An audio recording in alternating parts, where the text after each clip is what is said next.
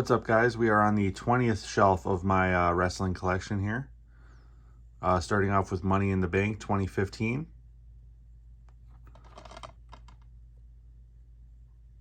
Yep, you got Seth Rollins versus Dean Ambrose for the championship. New Day and the Primetime Players. John Cena and Kevin Owens. I love John Cena helping the younger talent get over here. Ryback versus The Big Show. Not very good. Nikki Bella and Paige was awesome. And then you had Roman Reigns, Randy Orton, Dolph Ziggler, Sheamus, Kane, Neville, and Kofi Kingston in the Money in the Bank. I think the fans were kind of surprised Sheamus won. I bet they were expecting to have Roman Reigns kind of shoved down their throat again. I think they would have rioted if that had happened.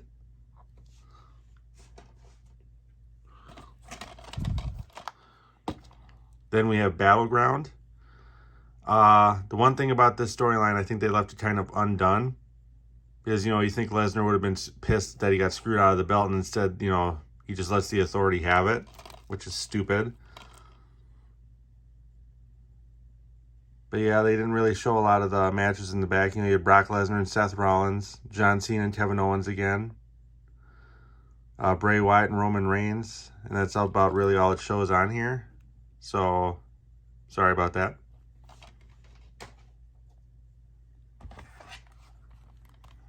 Then we've got SummerSlam 2015. John Cena versus Seth Rollins for the titles, and obviously they kind of give away the spoiler there on the cover. Lesnar versus The Undertaker. You have John Cena versus Seth Rollins, and they are fighting for both belts. You got Neville and Steve Amell versus Stardust and King Barrett, which was kind of random. Roman Reigns and Dean Ambrose versus Bray Wyatt and Luke Harper. And then we got Team Bella versus Team Bad versus PCB, which is Paige, Charlotte, and Becky. It sucks that Paige got hurt too, or that they wouldn't let her come back. Great wrestler.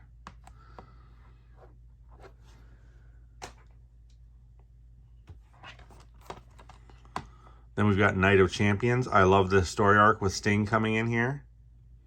The fans went ballistic when he showed up too. Sucks he got hurt. I would have loved to have seen what Sting would have done in WWE. But yep, you had John Cena versus Seth Rollins for the US belt. Sting versus Seth Rollins for the WWE title. Kevin Owens and Ryback, and Kevin Owens couldn't make Ryback look good. Yep, and then you had Nikki and Charlotte again for the women's title.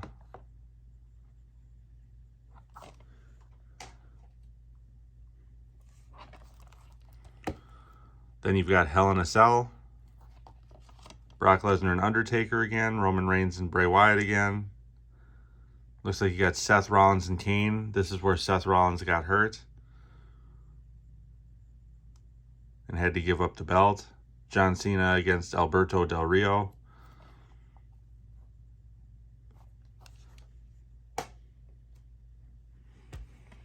So then you got the tournament at this Survivor Series for the belt.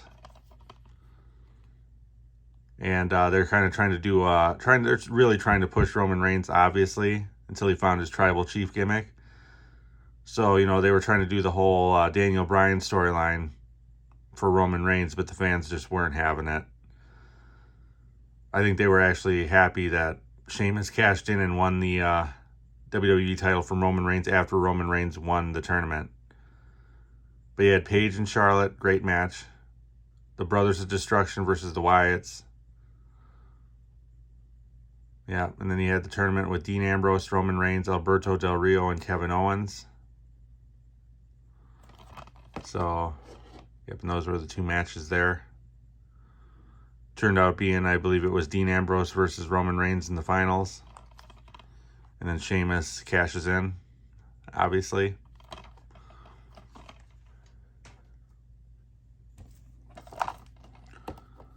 Yep, then you've got TLC.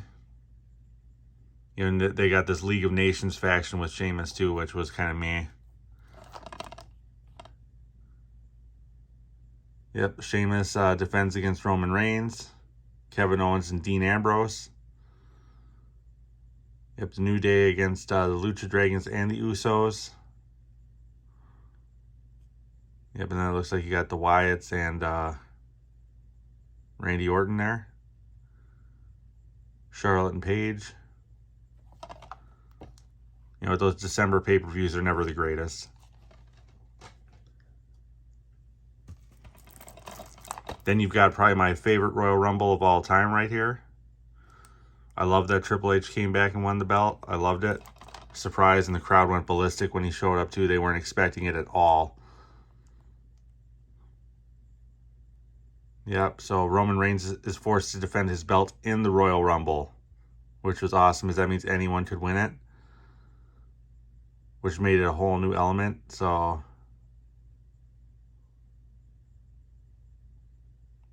yeah, a lot of people in it. Dean Ambrose and Kevin Owens face each other for the Intercontinental belt. You got Mark Henry, Jack Swagger, the Dudley Boys, Darren Young, and Damian Sandow, and the Ascension. I liked the Ascension. I don't think they used them properly, and then they just kind of never used them.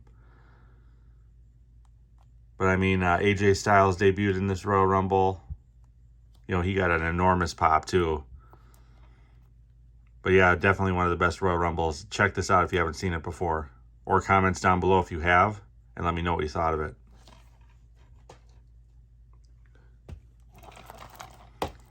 Then we've got Fastlane, using Eva Marie for about all she's good for there on the cover. But yeah, now you got Roman Reigns versus Brock Lesnar versus Dean Ambrose to see who will face Triple H at WrestleMania for the belt. Of course, fans were pissed that it was Roman Reigns. And you got Charlotte Flair and Nikki Bella, Kevin Owens and Dolph Ziggler, AJ and Chris Jericho. Pretty solid pay-per-view.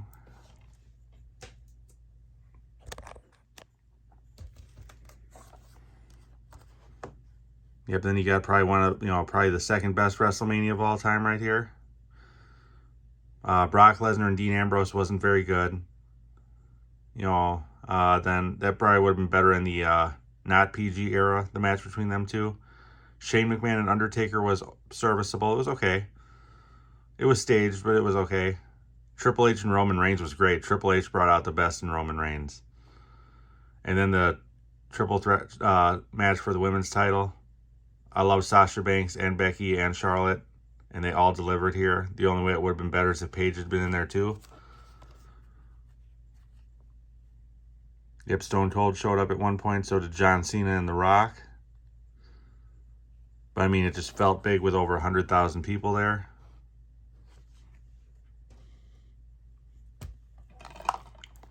Then we've got Payback. I didn't think Roman Reigns was a good champion at this point, but, AJ brought out the best in him as well. They had some phenomenal matches. Yep, you had Jericho versus Dean Ambrose. You had Bret Hart and Ric Flair interfering with Natalya and Charlotte's storyline. Sami Zayn and Kevin Owens, great match. Cesaro and The Miz, great match. Yep, and then Roman Reigns and AJ Styles tear the house down.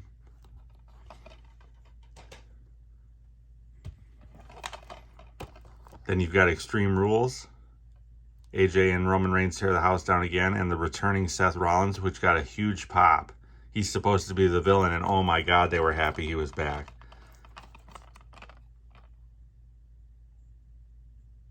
Yep, the Flairs and the Hearts. You got Chris Jericho and Dean Ambrose again. Cesaro and The Miz again. I mean, I think people were, when Seth Rollins showed up, people really wanted to see Seth Rollins versus AJ Styles, I think.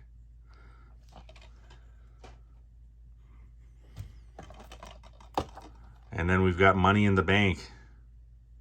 And this was awesome because I remember the Shield pretty much held the belt on the same night.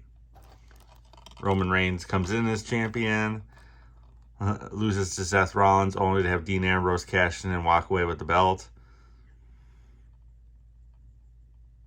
Yep, and then you got Chris Jericho, Kevin Owens, Sami Zayn, Cesaro, Dean Ambrose, and Alberto Del Rio were all in that match, and it was a great match. You had AJ Styles and John Cena, which was a great match.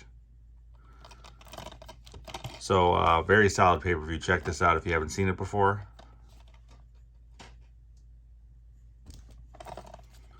Then we've got Battleground here. This is the final pay-per-view right before the hard brand split, and I loved it.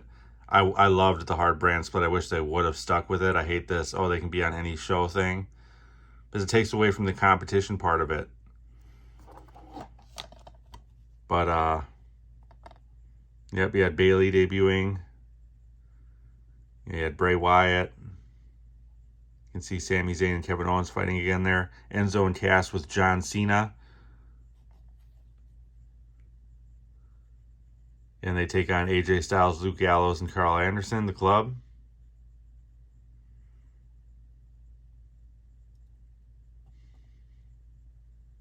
Yep, and then you get the triple threat match for all 3 members of the Shield. So great pay-per-view.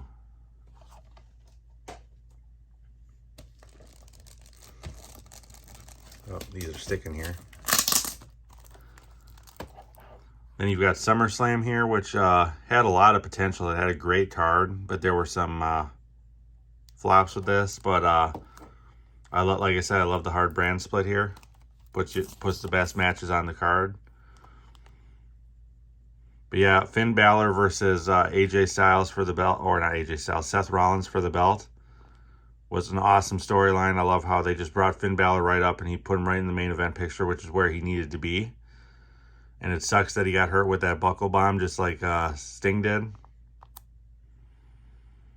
Yep, and then you had John Cena and AJ Styles in another great match. AJ could have a good match with a broomstick. I mean, he's the modern day Ric Flair.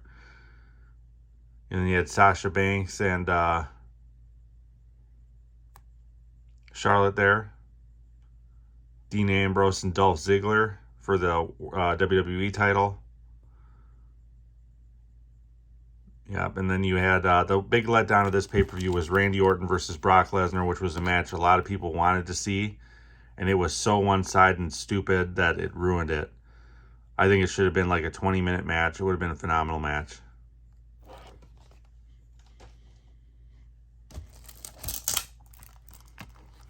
Then we have Night of Champions. This is the Raw pay-per-view.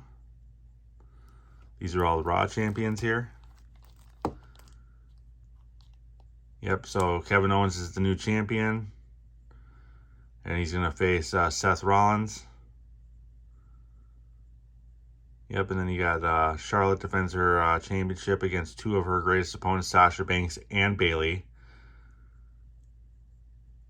Roman Reigns and Rusev for the U.S. title. Because obviously he's not the champion, so they're still trying to push him. They thought that he could do what John Cena did, and they were wrong. Yep, TJ Perkins defends his Cruiserweight Championship. Never actually seen TJ Perkins wrestle, so comment down below if he puts on some good matches if you've seen them before.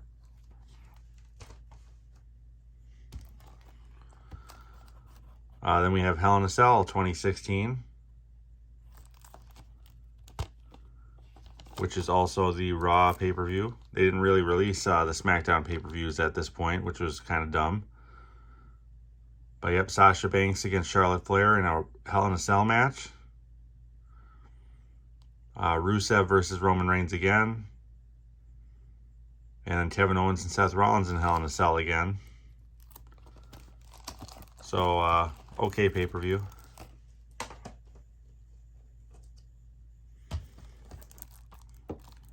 Then we have Survivor Series.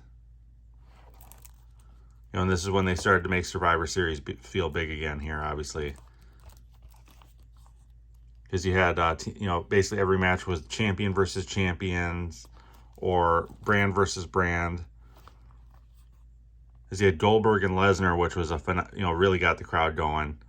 You had the women's Survivor Series match. But then the main event thing, too, you can just see the 2 rosters there. That's why I loved the hard split, is you could build a storyline. Even though there were people feuding on each team, they still banded together to support their brand, which I liked. So, great pay-per-view here.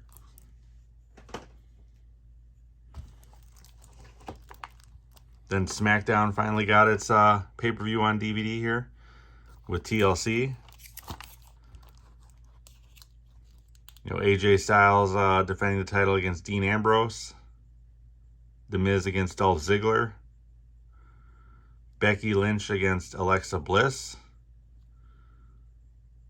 So all in all, a very solid pay-per-view. You had the whole Randy Orton with the Wyatt family storyline.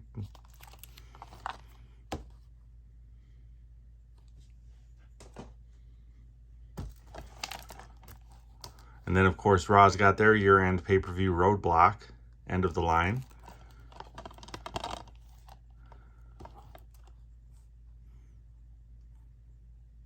Yep, Kevin Owens and Roman Reigns. Sasha Banks and Charlotte Flair in a 30-minute Iron Man match, which was a good match. Seth Rollins and Chris Jericho. Looks like Braun Strowman and Sami Zayn. Oh, sorry about that.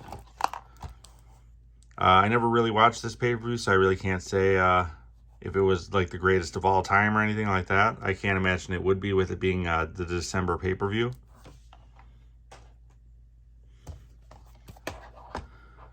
Then, of course, we got the Royal Rumble.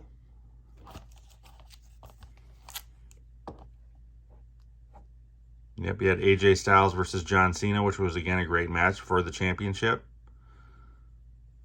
Kevin Owens and Roman Reigns again. Yep, Charlotte Flair and Bayley. Randy Orton wins the Royal Rumble, and, of course, he's with the Wyatts, so the whole storyline is, will he challenge for the belt,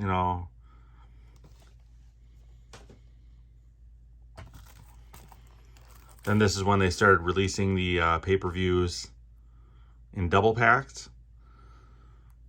These were both February pay-per-views. Raw had its, SmackDown had its. But yep, you had John Cena defends his title against AJ Styles, Baron Corbin, Dean Ambrose, The Miz, and Bray Wyatt inside Elimination Chamber. And Bray Wyatt wins, which made you wonder if Randy Orton was going to challenge Bray Wyatt, as he was taking on Luke Harper, Alexa Bliss, and Naomi, and this is when Naomi was really starting to come into her own. That's why I love the brand split, because people get pushed and get experience. Then you've got Fastlane, Kevin Owens and Goldberg, Bayley against Charlotte Flair, Braun Strowman against Roman Reigns. So I'm liking that they were doing this double pack here, now. And then finally we got WrestleMania 33. Yep, you got The Undertaker and Roman Reigns, which was stupid to have Roman win that match. I was like, he didn't win anything because the streak was already over. You had Randy Orton and Bray Wyatt, which was not as good as it should have been. Bayley against Charlotte, Sasha, and Nia Jax was okay. Seth Rollins and Triple H was a good match. The New Day were the hosts. The Hardy Boys returned. Lesnar beat Goldberg and got his belt back. And then this is when John Cena proposed to Nikki Bella at WrestleMania. Obviously, that didn't work out. But that'll do it for this shelf. If you like content like this, please like and subscribe. Your support is much appreciated. Otherwise, I am also on Letterboxd. The link is over in the profile of this page. Otherwise, until next time, guys.